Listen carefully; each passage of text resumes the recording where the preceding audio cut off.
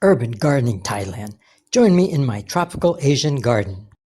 This is my devil's backbone plant, Euphorbia Tithymaloides. Your pronunciation may vary. I decided to make cuttings from this stem here that was getting rather straggly. When you work with euphorbia plants, you may wish to wear gloves as the sap may be an irritant, and be especially careful that you do not get it in your eyes. Cut the stem below a node. This stem was long enough that I was able to get 3 cuttings from it. You can see the milky white sap that comes out from the stems.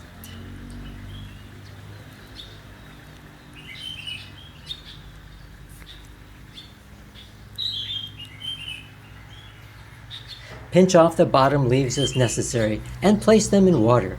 You only need to cover the bottom node because that is where the root will grow from. In 3 weeks, I could see the first roots. Note that the one without leaves did not produce any roots.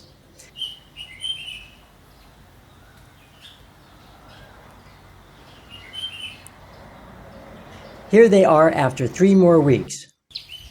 They both have developed a nice root system.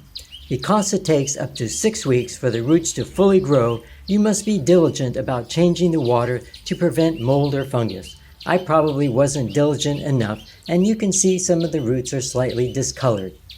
I have planted the stem cuttings into a pot with a medium of 1/2 core coconut husk fiber and 1/2 normal potting soil.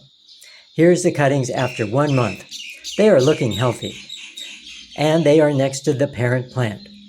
And here they are 3.5 months later. They have grown a lot and are doing well.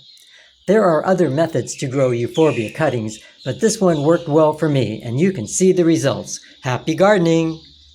Be sure and check out all my gardening videos from my gardening playlist, as well as my computer tutorial videos and general interest videos. See you next time!